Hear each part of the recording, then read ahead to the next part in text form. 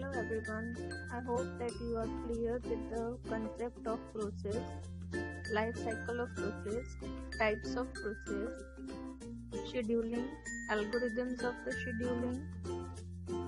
I hope that you are watching the videos regularly.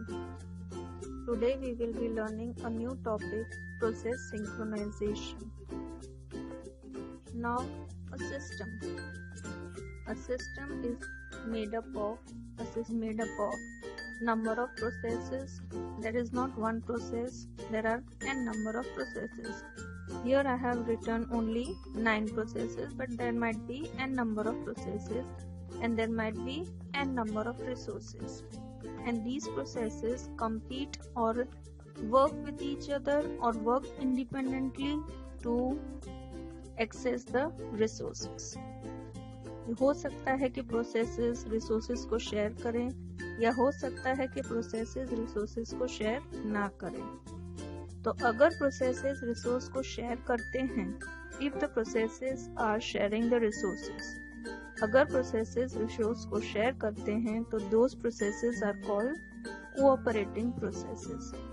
In this figure, P1 and P2 are the processes which are sharing the resource R1. So they are cooperating process. That means what? They can be affected by the execution of each other. वो आपस में एक दूसरे को affect कर सकते हैं. Whereas processes P3 and P4 are independent processes. Why they are independent process? Because they are not sharing any resources, they are working independently. So they will not be affected with each other's execution. They will be executing independently. Best example of the cooperating process is producer-consumer problem. A producer produces information which is consumed by the consumer process. And the best example to implement the producer-consumer problem is bounded buffer problem. How can we implement the producer-consumer problem in the OS? By using a bounded buffer. A buffer which has restricted number of products. So, which are the variables which will be used in this producer-consumer problem? Circular array, you can say that a queue. Circle में सारे elements arrange होते हैं. एक बार अगर कोई जगह खाली हो गई तो वहां पर वापस से एलिमेंट को हम रख सकते हैं. That means item can be placed. The logical pointers, in pointer and out pointer. What is the use of in pointer? In pointer का काम क्या है? It is pointing to the next free position in the buffer. Out is pointing to the first full position in the buffer. In is pointing to the next free position in the buffer. Means what? Producer will put the item at the position of in pointer. Out pointer points to the full position, first full position or the position which is filled by the item. That means what? Consumer will consume the item from which position? Out position. Buffer is empty when in equals to out. यानी ये जो pointers जो दिख रहे हैं head and tail, that is in and out, ये दोनों एक ही पोजीशन पे अगर आ जाते हैं तो आपका पूरा का पूरा ये जो जगह है वो क्या है? एम्प्टी है. अगर आपका बफर फुल है तो फुल है आपको कैसे पता चलेगा? जब इन पॉइंटर कितना होगा, जितना बफर के अंदर मैक्सिमम आइटम्स आप रख सकते हो उतने अगर साइज पहुंच जाती है इंटीजर की, सॉरी आईएन की, दैट इज इन पॉइंटर की, तो आपका बफर फुल है. Now the original code of your producer. ये आपको एक बार ध्यान से देखना पड़ेगा. Original code of the producer process. While true, that is ये जब तक ट्रू है तब तक ये चीज होगा. बफर अगर फुल है, that means while in equals to buffer size, तो कुछ भी नहीं करना है. अदरवाइज बफर इन की जगह पे आइटम प्रोड्यूस करके रख देना है और इनको इंक्रीमेंट कर देना है. That is in equals to in plus 1. So first we have to check whether the buffer is full or not. If the buffer is full, then nothing producer will wait, it is going to do nothing. Otherwise, if the buffer is not full, there is an empty space, then the item will be produced by the producer and the in pointer will be incremented. Consumer process में क्या होगा, अगर आपका buffer full है, sorry empty है, if the buffer is empty that means what, in equals to out, तो consumer कुछ भी आइटम कंज्यूम नहीं कर सकता, that means do nothing. While loop के बाद सेमीकोलन है, that means what, it this loop is doing nothing.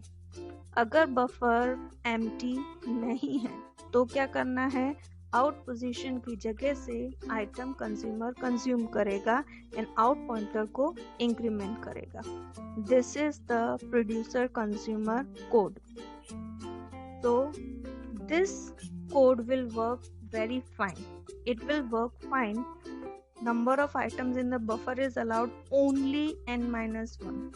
अगर बफर की साइज आपको रिस्ट्रिक्ट कर देनी है n-1 आइटम्स के लिए, तो ये प्रॉब्लम एकदम आराम से काम करेगा, ये जो कोड है वो आराम से काम करेगा। लेकिन अगर आपको ये बफर का साइज बढ़ाना है तो आप साइज बढ़ा सकते हो, लेकिन रिस्ट्रिक्शन क्या करना है, अब कोई रिस्ट्रिक्शन ही नहीं रखना है एक्चुअली में। ये बफर के अंदर कितनी भी आइटम्स आप रख सको, ऐसी पॉसिबिलिटी होनी चाहिए, तो ये वाला कोड वर्क नहीं करेगा। So modification in the code can be done, modification can be done by introducing a counter variable, हम पूरे कोड को चेंज करके एक नया वेरिएबल ला सकते हैं। कौन सा वेरिएबल ला सकते हैं, काउंटर वेरिएबल, उसको इनिशियलाइज कर सकते हैं 0 से। काउंटर को इंक्रीमेंट करना है जब प्रोड्यूसर आइटम प्रोड्यूस करेगा, एंड काउंटर को ही डिक्रीमेंट करना है जब कंज्यूमर आइटम कंज्यूम करेगा। दैट इज बफर में आइटम ऐड होगी तो काउंटर इंक्रीमेंट होगा, एंड बफर से आइटम निकलेगी, डिक्रीमेंट होगी, तो काउंटर को डिक्रीमेंट करना है। Now this will be the modified structure of the code.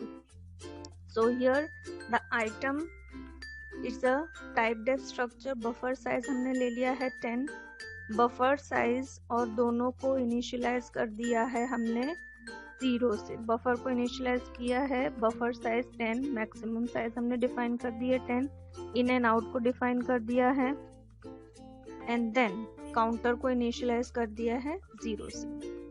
So now whenever only one thing we have to add, what we have to add in the producer code, we have to add counter plus plus. In the consumer code we have to write counter minus minus. So now these, remember, the counter plus plus and counter minus minus must be performed atomically. Atomically means what? The operations must be completed or it must not be completed at all. It can't be left halfway. अगर आपका ये जो increment and decrement हो रहा है वो कैसे होने चाहिए, एटॉमिक प्रोसेस ही होना चाहिए। एटॉमिक का मतलब क्या है, पूरा प्रोसेस कंप्लीट होना चाहिए या तो बिल्कुल भी नहीं होना चाहिए, मिडवे में जाके रोकना नहीं है। This code will work when the consumer and the producers work independently. Independently का मतलब क्या है, एक एक आपस में अलग अलग काम कर रहे हैं तो ये कोड एकदम अच्छे से वर्क करेगा। लेकिन अगर ये दोनों प्रोसेसेस प्रोड्यूसर एंड कंज्यूमर साथ में, दैट इज कंकरेंटली एग्जीक्यूट कर रहे हैं, तो value of counter can be inconsistent. If the producer and the consumer try to access the value of counter at the same time, that is concurrently, if they are trying to access, then there might be some inconsistent value of the counter. Let us see how. So counter plus plus may be implemented in the machine language as using the registers. Register 1 equals to initialized as counter. Register की ही value में change होगा, and finally counter की value update किससे हो जाएगी, register 1 की value से हो जाएगी। Counter minus minus, counter minus minus can be used by using another register, register 2, उसके अंदर वैल्यू इनिशियलाइज करनी है काउंटर की, रजिस्टर के अंदर ही अपडेट होगा, दैट इज डिक्रीमेंट होगा, एंड काउंटर की वैल्यू फाइनली किसकी वैल्यू असाइन हो जाएगी, रजिस्टर 2 की असाइन होगी। So register 1 and register 2 are nothing but they are CPU registers, and both consumer and the producer process update the buffer at the same time. Update the buffer at the same time means what? They are accessing the data at the same time, and statements may be interleaved. Interleaved means what, they might be mixed, plus plus and minus minus को आप ऊपर नीचे कर सकते हो, mix कर सकते हो. And this interleaving depends upon how the producer and the consumer process are scheduled. Properly scheduling करना है producer and consumer process को, ताकि ये interleaving that is mixing आराम से हो जाए. So for example, suppose the counter variable is initialized to 5, that is buffer के अंदर counter की value क्या है, 5 है. Producer है वो item produce करेगा and consumer है वो item consume करेगा. तो suppose पहले time 0 पे प्रोड्यूसर आया, प्रोड्यूसर ने वैल्यू एक्सेस करी काउंटर की, तो उसको कितनी वैल्यू मिलेगी, 5. अब प्रोड्यूसर प्रोसेस है तो वो वैल्यू को इंक्रीमेंट करेगा या डिक्रीमेंट करेगा, इंक्रीमेंट करेगा. तो एट टाइम t1 रजिस्टर की वैल्यू कितनी हो जाएगी, 6 हो जाएगी. लेकिन ये रजिस्टर की वैल्यू काउंटर में अपडेट होने से पहले ही, that is at time t2, अब कौन आ गया, कंज्यूमर आ गया. कंज्यूमर ने क्या किया, वापस से वैल्यू को एक्सेस किया वैल्यू को, तो उसको कितनी वैल्यू दिखाई पड़ेगी, 5, क्योंकि अभी तक प्रोड्यूसर ने फाइनल चेंजेस नहीं कर पाए हैं, लेकिन उस बीच में कंज्यूमर आ गया. कंज्यूमर ने किसको एक्सेस कर लिया, बफर की वैल्यू को, that means what, it is also seeing the value of 5.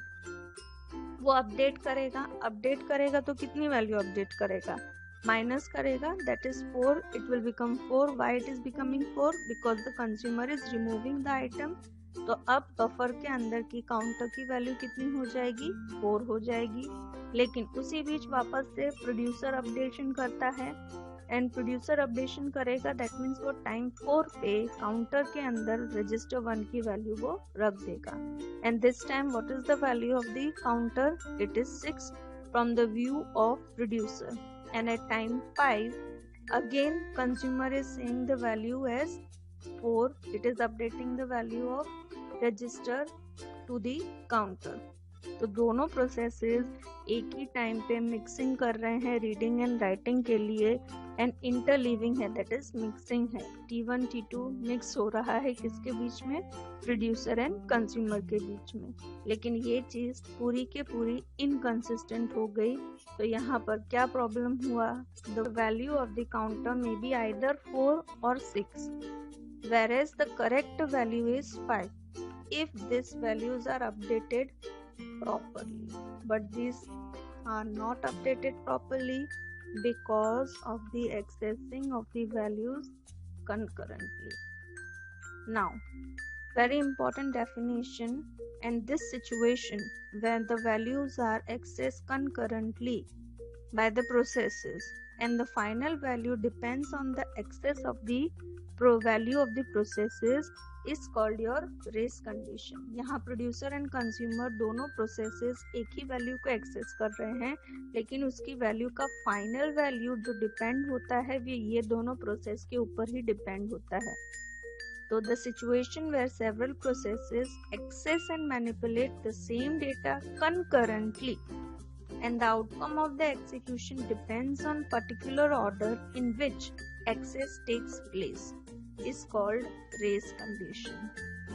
इस सिचुएशन को कंप्लीट क्या नाम दिया गया है, रेस कंडीशन. दो प्रोसेसेस एक ही वैल्यू के लिए कॉम्पीट कर रहे हैं या दैट इज अपडेट कर रहे हैं, एंड फाइनल जो वैल्यू का आंसर आता है वो वैल्यू का आंसर किसके ऊपर डिपेंड करता है, ये प्रोसेसेस जो अपडेट कर रहे हैं डेटा उसके ऊपर हो रहा है. To prevent the race condition, we need to ensure that only one process must modify the data at a time.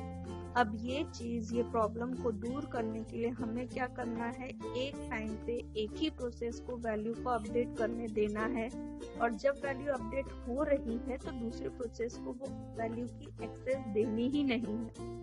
तो ये चीज करने के लिए हमें यूज करना है synchronisation. To guarantee such concurrent access, the processes must be synchronized. तो इसके आगे का हम नेक्स्ट लेक्चर में देखेंगे. I hope that you are clear with the concept of cooperation, race condition, code associated with producer and consumer. खुश रहो, मस्त रहो, स्वस्थ रहो, हैप्पी लर्निंग.